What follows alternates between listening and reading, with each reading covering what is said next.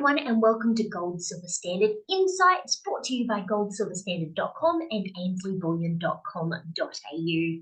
My name's Mel, and today's article is Part 3, US Debt Liquidity Shock. Now, you can find this article on Ainsley Bullion website, and I'll also link it below. Now, today we are joined by, as usual, the lovely Chris Tipper, and with Chris today is Alex Hutchinson from Siltec Precious Metals Refinery. Chris, I'll let you take it away.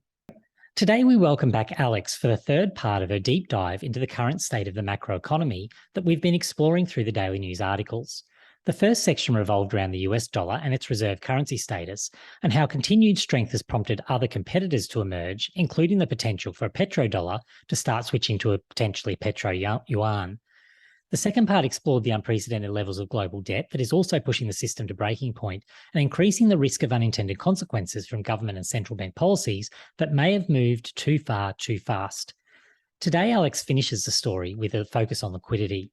This is probably the least understood aspect of the debate, as the mechanisms that provide liquidity to markets are often not that transparent or easy to explain.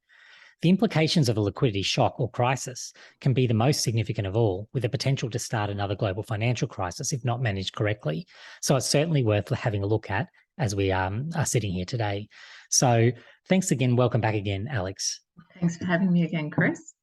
All right, so let's start with a quick review. You've just seen my little brief summary there of the three-part journey we've been on with you over the past week. But what does all this mean from your perspective if we want to sort of pull all of that together? So I guess we started off looking at the petrodollar and how this actually came about. So in 1945, with World War II, the gold standard was established. It was tied to the USD, and this basically became the reserve currency.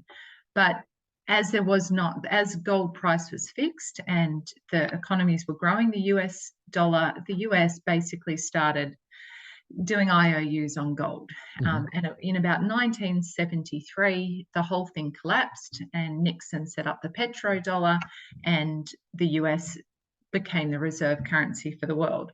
So then we sort of looked into what's happened since the petrodollar, which is basically the US has been running on deficits ever since, and how having a reserve currency means that the US is unfairly benefited in the world economics, and how the issues that we've got right now and the deficits that are running so high are exporting inflation across the world. So they're the unintended consequences that the rest of the world is currently has a burden of.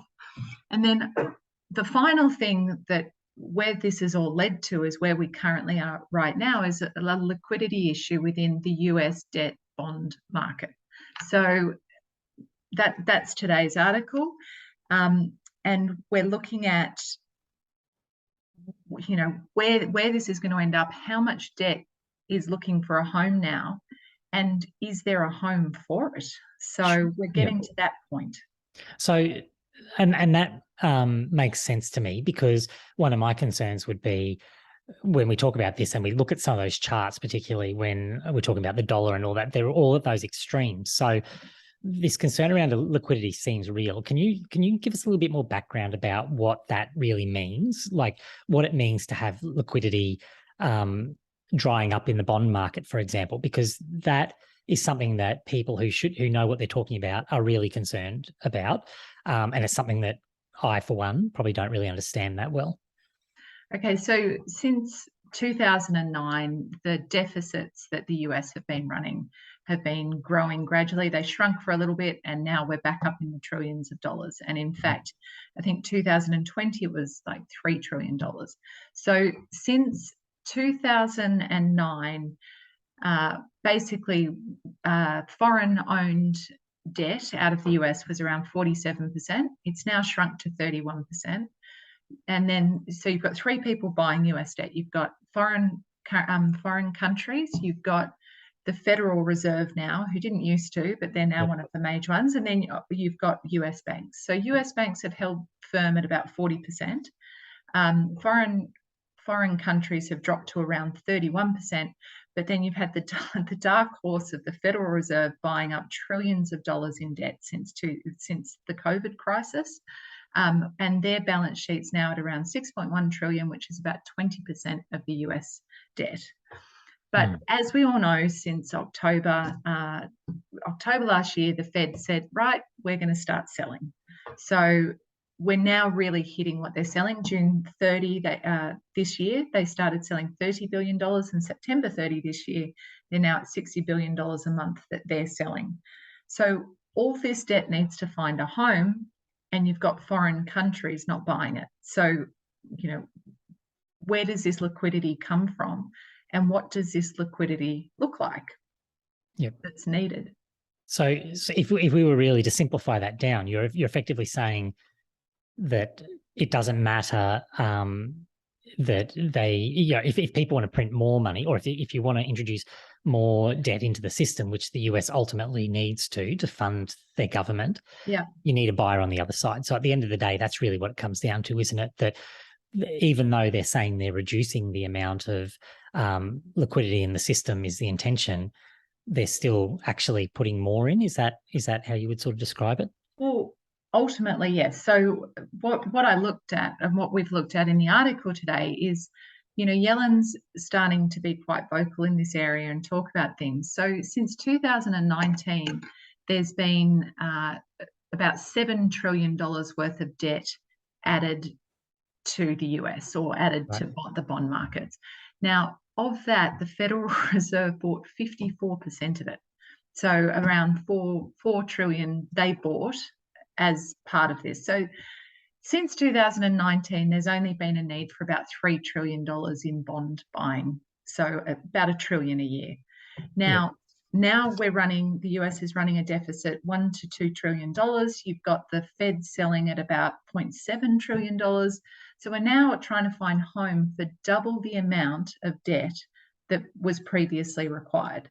So there's been... Okay, so sorry, just to pause you there. So that we really need to focus on that, don't we? So you're saying that the amount of debt that needs to be housed, as you're describing it, is effectively double what they have been buying up to this point. Yes. And that, on top of the fact that when interest rates rise, bonds have an opposite price mechanism, so they drop. So people who have bought the bonds in the last 3 years are now losing money on their investment, and they're being asked to step up. So what's going on now is the Fed's going, job's done, we're selling it. So Treasury is now starting to panic. So Treasury's actually sent around a survey to its 45 bond buying banks recently and said, hey, what can we do to ask you to buy more? And there's really two solutions that they've come up with. And the first one is the Fed becomes a backstop and starts buying the bond market again. So that just goes against everything that anyone's trying to achieve at the moment. And the second solution is that they drop the supplementary leverage ratio, which basically means banks can buy more and don't have to hold as much to offset it. So all those rules that they put in place since 2009 to stop what happened to Lehman Brothers and the GFC, they're basically saying, let's loosen it. Which would just be, so that's just introducing risk into the system. Like that's just raw risk, isn't it? Risk and monetary expansion. So it's just going back to exactly where we were 3 years ago and 10 years ago. And, this safe haven erosion is just going to happen again. So the Fed is just pushing its big debt issue onto banks that people are invested in. That's really eye-opening to me, because I don't think I'd really grasp the magnitude of those numbers when you're talking about effectively double. And it's moving exactly what you just said there. It's moving the opposite direction to what is necessary to rein in inflation at the moment, isn't it? That's right. So the Fed's obviously tightening and their Treasury is talking about monetary expansion. So we're just back to every government department for itself. And who wins? Like we've seen what happened in the UK, and arguably everyone's paying attention to that has gone, well, we won't make that same mistake. But it seems like they're setting up in the exact same way, doesn't it? I don't think there's winners. I just think there's losers. And if Yeah. you know the banks are being thrown as the as the scapegoat, they're the solution. Therefore, they're the loser too. Wow. So, yeah, back to putting your money into something that can hopefully sidestep that. It's tricky. It's very, very tricky. Yeah, just back to growing monetary base or a collapse. It's one or the other, and they both have very opposite outcomes. Yeah, and the old kicking the can down the road seems like the path that they would attempt to take, which aligns with everything we've been saying, I suppose. So, Yeah. Well, thank you. It's been a long journey to go through those three parts, and it's really valuable and really insightful, because I know the penny's dropping for me today as you pull all that together, that this is a big issue and it's something that we need to be on top of, because it's easy to go, oh, I don't understand that, so I don't need to think about it because it's just someone else will be thinking about it. But no, it does impact us at a personal level, doesn't it? Absolutely. If there's no one to buy assets, asset prices shrink, and the bond market is just one asset, and you've got property prices. RBA today said 20% drops. It starts filtering through other asset classes. Yeah, so it's something we need to, whether we like it or not, and whether we feel like we've been bashed over the head all the time with all this talk of the Fed, it's stuff we do need to understand. So really appreciate all your effort on that, and coming on to really dig down and explain all of that to us over these three parts. And so thank you very much, and we'll see you back to see what you come up with next. Okay, thanks for having me again.